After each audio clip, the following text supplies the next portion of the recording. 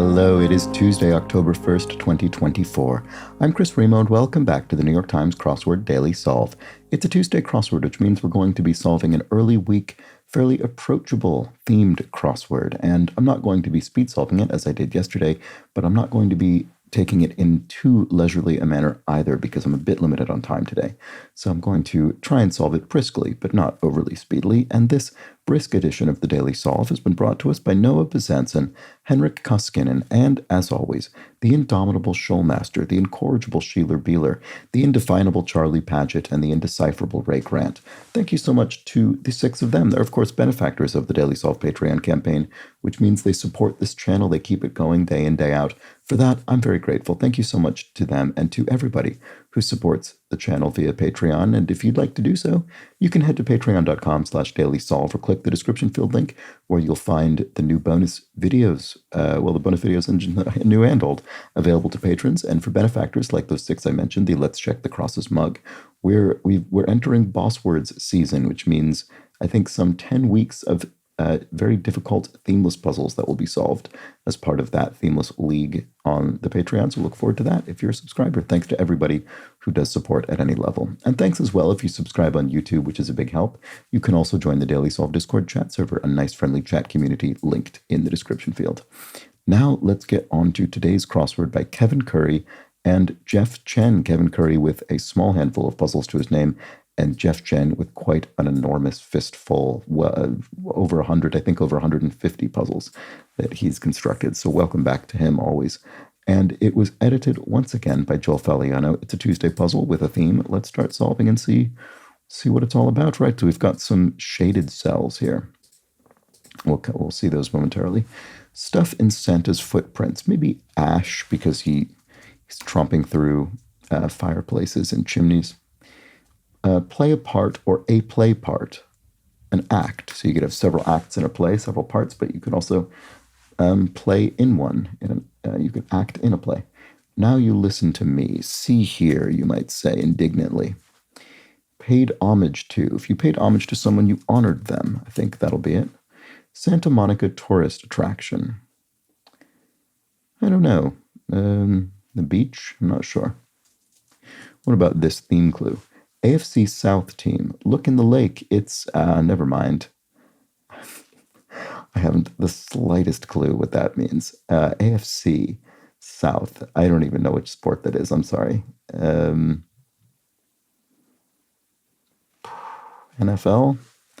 Anyway, triumphant shout. Hooray, I guess, probably. Or maybe it could be hurrah. I guess I'll leave that blank for the time being. What the ruthless show. They show no mercy, I suspect. And here, time spent in a seat could be your term, time spent in a seat of elected office. Alternative to a swipe for a credit card. A tap. You could use a contactless chip-based payment. Staggering this way and that. If you're a reel, you're staggering all around. Maybe you're a bit tipsy. Gehrig in Cooperstown. Lou Gehrig is a famous baseball player, and Cooperstown, I think, is the site of the Baseball Hall of Fame, so that would make sense. Lou Gehrig, also known for Lou Gehrig's disease, his namesake. Napoleon Dynamite's best friend, Pedro, right, wow, I haven't thought about that film in a long time, but I do remember it. Imperial unit of volume, there's another one. I swear he just slipped into those trees. Cubic meter? Imperial unit of volume. Imperial. Cubic foot, right, not metric. So yes, cubic foot would be an imperial unit of volume. So then what does this say? Oh, Bigfoot. But it says Bigfoot.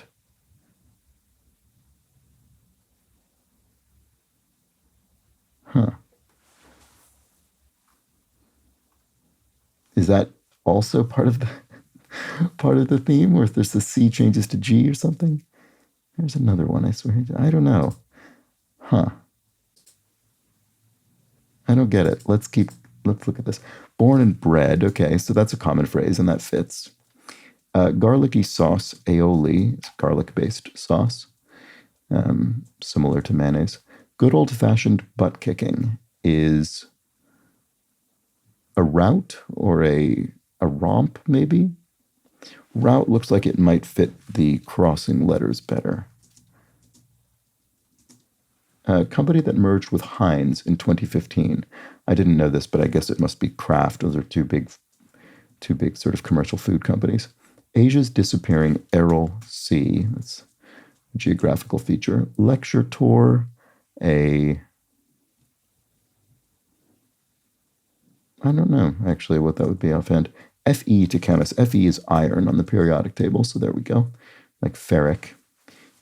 Caramel-filled candy is a Rolo, I suppose. Lecture tour. Place for ham-handed workers. A deli. Maybe you slice ham in a delicatessen, a deli. Lecture tour. So what is this? Oh, the circuit. You're on the circuit. Lecture tour. Right. You're sort of going around to promote your book or what have you.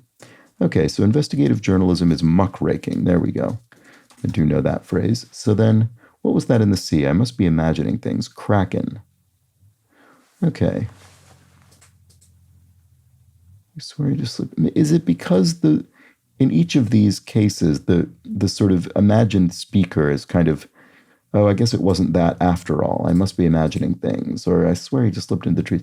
So maybe it's that there is a typo there. And so, oh, it's not actually the thing that you saw, or maybe you're not quite sure. So does that help with this? AFC South team. Look in the lake. It's, oh, the Loch Ness Monster or Nessie, maybe? Oh, Tennessee.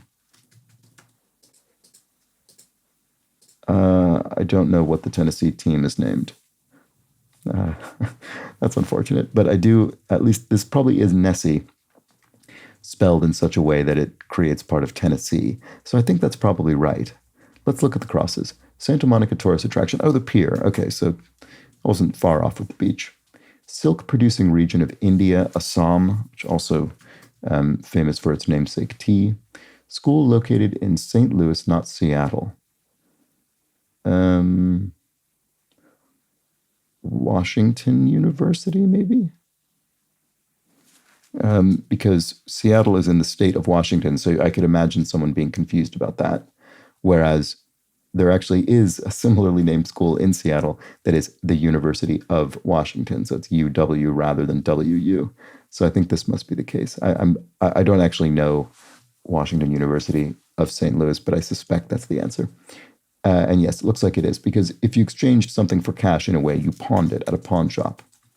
Bill Nye, the science guy, television science educator, and compass heading is east by northeast or east by southeast, I guess. Words after because in a parent's explanation. Because I say so, so it's east by southeast in 8-down. Pointillism mark is a dot, so pointillism is that style of painting with thousands of tiny little dots that create an image.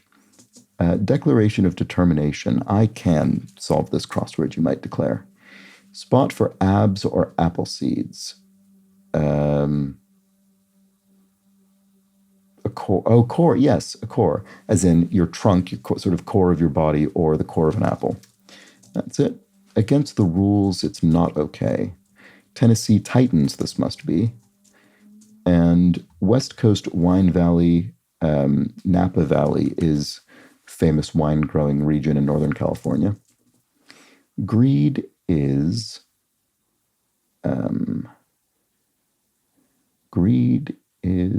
avarice. Yes, there we go. Of course, that's a synonym for greed. Metamorphoses poet is Ovid. Ovid famously wrote Metamorphoses. And then many website banners are ads. Ad banners, of course, we're all familiar with them. Pesto ingredient, pine nuts are a component of pesto, although they're expensive, so I sometimes use walnuts. 1/16 of a gallon is a cup, I guess. Yes, that sounds right. And navigation aid that works through satellites in brief. GPS, Global Positioning System. Although I have sometimes seen GPS mean Global Positioning Satellite in itself, as in the satellite that sends the signal to the system. Creates as a goal. If you set a goal, you create it. And saving for later is stashing, maybe? No, that doesn't fit. If you're saving something for later, you're stowing it, maybe? I'm not certain that's right. Let's look at the crosses and see. Corporate emblems or logos, so that part works. Like Father Time is old, is usually depicted as an old, long-bearded man.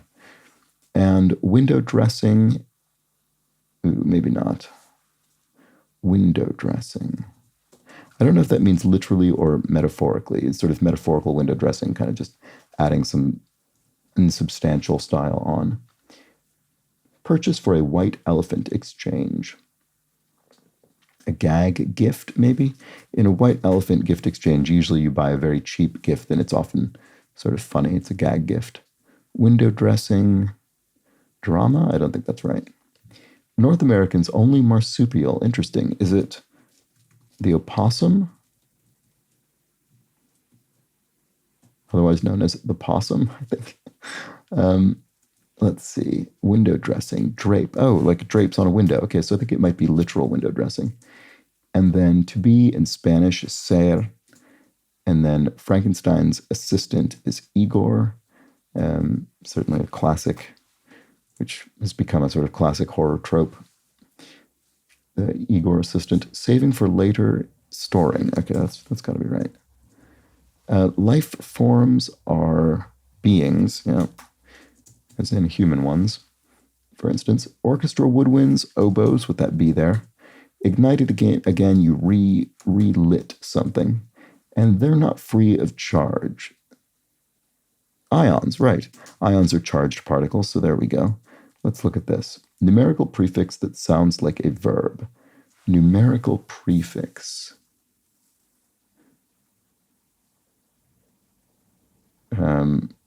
Like try, for instance. Try is a numerical prefix that means 3, but also sounds like a verb to try. Let's see if that works. Bear hair is fur. Yep, bears have fur. I didn't need to hear all that. Oh, no, it's try with an I. TRY is the verb it sounds like. TRI is the numerical prefix, right, of course. So I didn't need to hear all that is TMI, too much information. Bare minimums are leasts, the absolute least you could do, the bare minimum. Sign us up is we're in. Boy or a girl, you might ask. Last section in a dictionary could be the letter Z. And then pretentious friend of Winnie the Pooh. Owl, I suppose, is Winnie the Pooh's pretentious friend. Sort of a know-it-all character, if I recall correctly. Pseudoscientist investigating the sightings in this puzzle, a cryptozoologist. Right, okay, so I think I was basically on the right track. So these are typos because they're not, someone has seen something that they're mistaking for this cryptozoological creature. Cryptological creature would be a different and stranger thing.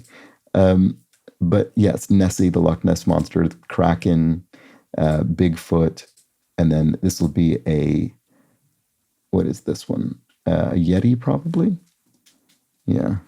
So professional proofreader, over there in the snow, that had to be something, right? Copy editor is a professional proofreader. And then Yeti sort of sounds like Yeti, especially with an American accent, such as mine, in which T's and D's can sometimes be approximate one another. All right, so money owed is debt. And yowzers is yippee or... No, yipes. There we go. That's better. As in a cry of pain, maybe. Smooth. If you're smooth talking, you could be described as glib. Get with the program, you might say to someone who's dilly-dallying. Answer as an email is to reply to it. Not my mistake would be sick, which is actually an appropriate cross with copy editor. Copy editor might recommend inserting this mark, the sick, to indicate that the mistake was present in the original quotation, not introduced by the writer of the present text. Rage is ire, anger, and word repeated 4 times in the chorus of Taylor Swift's Shake It Off. I actually don't know this. I mean, I know I've heard this song once or twice probably, but I don't know the words, other than I remember the words Shake It Off. I don't know, sorry. Cha-ching, oh, hate. Wow, I wouldn't have guessed that. Okay. So, and then Wally Amos, famous cookie maker, right? So there's a packaged cookie brand called Famous Amos, and that'll be this. So I think that's everything. It is. That was the Tuesday crossword. There we go, featuring a funny cryptozoology clue, or theme, I should say. It's funny because it made me wonder. It's sort of, as I was discovering it, I kind of had the same reaction that I think we're meant to sort of imagine here within the context of the theme. I was thinking, is this meant to be Bigfoot? Is this Bigfoot? And yeah, that's exactly what we're going for there thematically. It's a very clever theme in that regard. So we have slight typos. We have, I guess, it looks like in each case, single letter typos of famous, what are these called? Cryptids, such as Nessie the Loch Ness Monster, the Kraken, the sea creature, Bigfoot, and the Yeti, the abominable snowman, all of which might be investigated by a cryptozoologist. Very good. A funny theme. I don't think I've seen this concept before. That's very good with these typos that tie in thematically, rather than being sort of modified according to a rule or something. This loose version makes more sense with the theme. So I like that a lot. So there we go. That was our Tuesday puzzle by Kevin Curry and Jeff Chen. Hope you enjoyed it. I'll be back tomorrow for the midweek, mid-difficulty Wednesday crossword. Join me then. But until that point, please do have an excellent remainder of your Tuesday. Take care.